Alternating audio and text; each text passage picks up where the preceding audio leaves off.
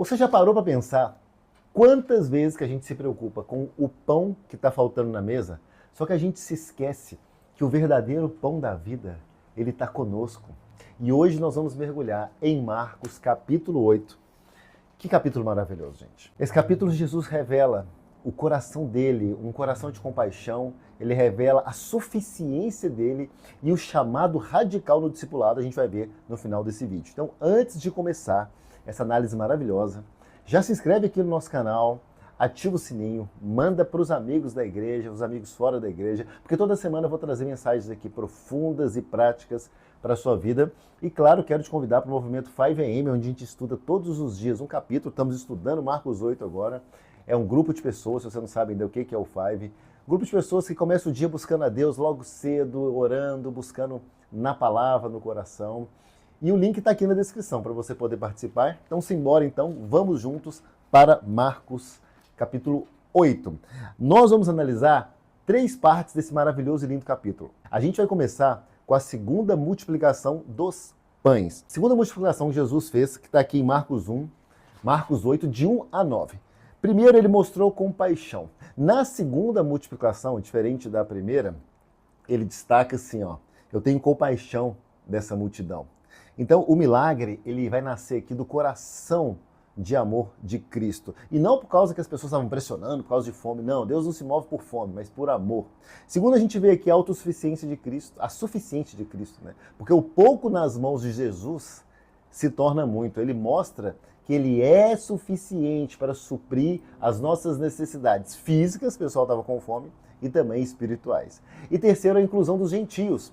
Uma coisa muito interessante que eu tive essa revelação que poucas pessoas percebem é a primeira multiplicação foi em território judeu e a segunda em território gentio, foi na Decápolis. Jesus aqui, ele está revelando que o pão do reino não é só para Israel, mas também para as nações, para todas as nações, para todo mundo, para pregar o evangelho, o ID.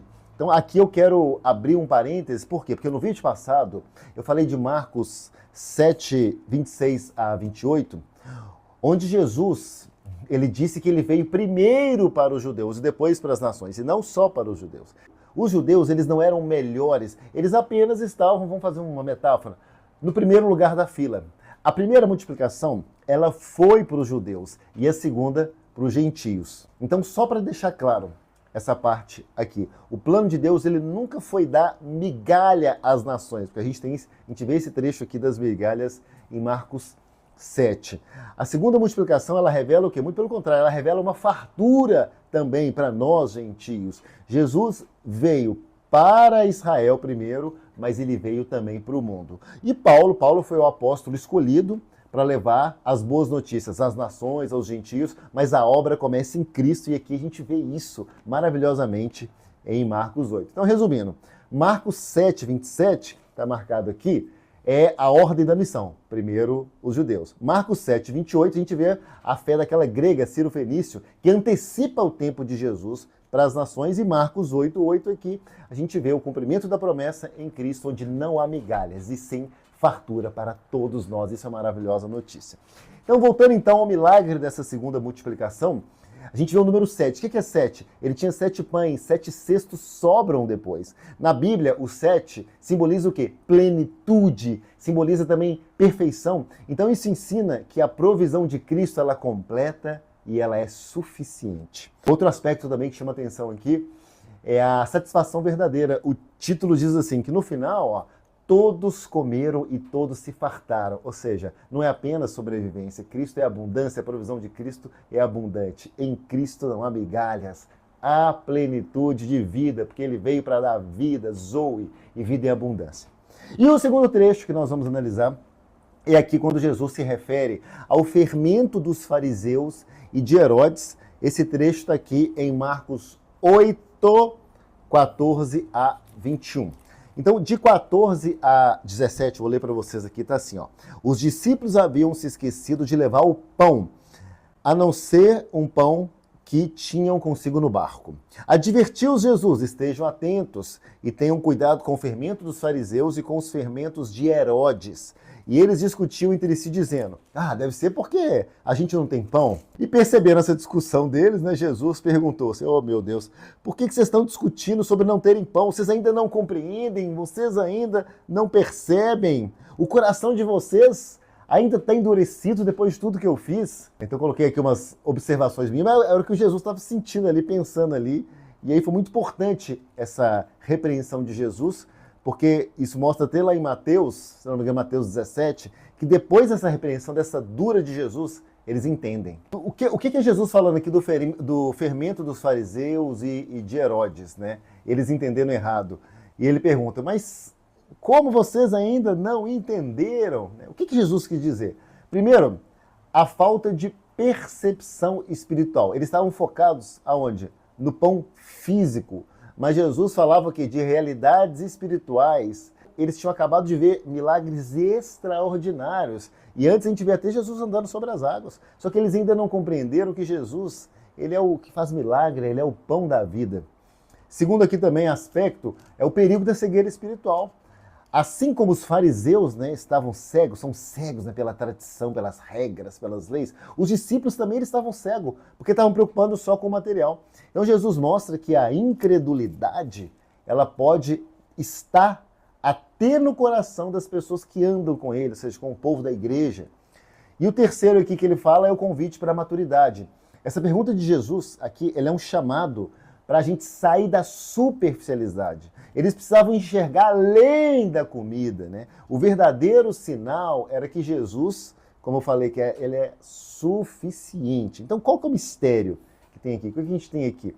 Sobre o mistério em relação ao fermento. O fermento dos fariseus é o que Jesus quis dizer? Ele é uma religiosidade vazia. E o fermento de Herodes é o poder político, é o mundanismo e a corrupção. Porque Herodes, ele era um corrupto, né? Então Jesus está dizendo, cuidado, o coração de vocês, ele não pode ser contaminado nem pela religiosidade e nem pelo mundanismo. Eu sou o único pão que vocês precisam. Então o milagre do pão, ele não era só sobre comida, ele era uma ilustração do reino. Em Cristo sempre há abundância, sempre sobra, ele sempre transborda. Eles tinham um pão no barco, só que eles não perceberam que o pão verdadeiro, Jesus, estava ali com eles. Então, como que a gente pode, na nossa vida, aplicar de uma maneira prática isso? Primeiro, a ansiedade material, que é uma coisa muito comum, principalmente aqui nos Estados Unidos, né? Quantas vezes que a gente não se preocupa com as contas, com os recursos, com o pão, com o pagamento do aluguel, e a gente esquece que o provedor está conosco, está dentro de nós. Segundo, é a cegueira espiritual, né? Mesmo andando com Jesus, a gente pode não enxergar quem ele realmente é. Por isso a gente tem que estar atento, com os olhos abertos. E o terceiro, chamado para uma fé, mas uma fé madura. E Jesus, ele convida a gente, que nesse trecho, a não viver só de milagres pontuais, mas confiar nele como sustento diário, o sustento constante. E logo depois em Marcos, e aí seguindo, gente, logo depois, para finalizar, em Marcos 8, 34 a 38, é Jesus falando do custo do discipulado, né, do preço a se pagar. Ele diz, se alguém quer vir após mim, negue-se a si mesmo, tome a sua cruz e siga-me. Está falando aqui, ó. Tome a sua cruz e siga. Eu até decorei esse trecho, de tanto que eu li aqui. Bom, o que é negar a si mesmo? Né? Não significa perder a identidade, né? Mas dizer não ao quê? Ao egoísmo, à vaidade, à autossuficiência, ao poder do seu braço, da força do seu braço. E tomar a cruz. O que é tomar a cruz? Não é só suportar os problemas da vida. É estar disposto a morrer para si mesmo, para suas coisas, para seus prazeres, para o seu PlayStation, para sua bebida, e viver para Cristo. E, se necessário, sofrer por causa do Evangelho, se necessário. E seguir a Cristo não é apenas uma admiração, uma imitação só. É andar do jeito que ele andou.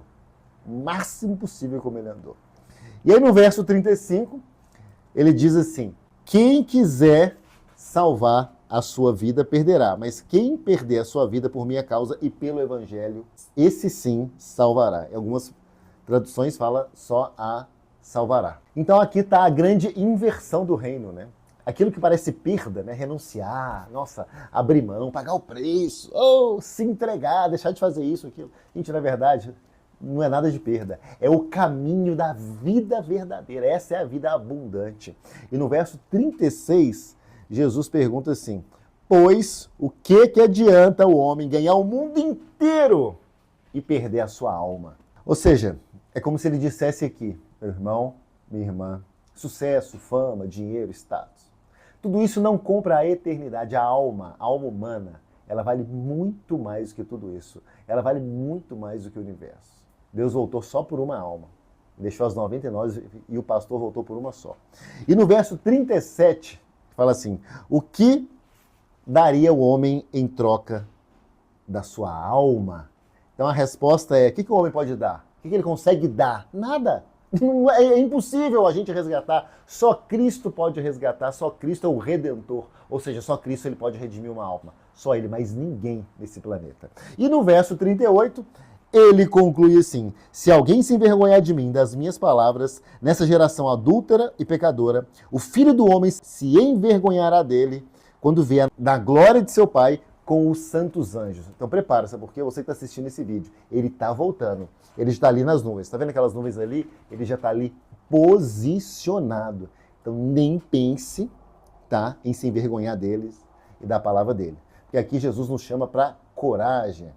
E esse discipulado ele não é secreto, ele precisa ser público. Não é sobre se esconder, ser um crente escondidinho de casa online, não. É sobre confessar em público a sua fé, mesmo que o mundo, seus amigos, seus colegas, sua escola, sua faculdade te rejeite.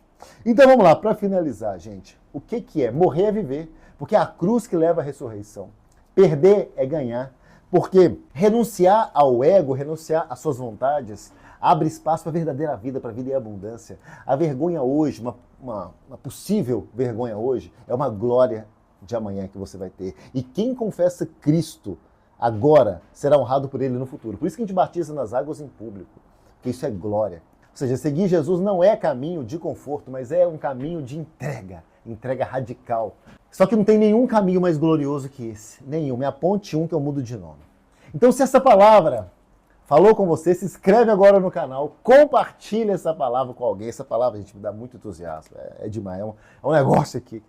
E não se esqueça, quero ver você lá no 5am, quero ver notícia sua, foto sua no grupo do WhatsApp, que você está participando desse movimento 5am, que é gratuito, para começar o dia com Deus. O link está aqui na descrição. E que Jesus e que essa palavra aqui, eles sejam o verdadeiro pão da vida, que você se alimente dela. Que essa palavra sustente a sua alma, hoje e sempre. Eu te amo, Jesus te ama. Deus te abençoe.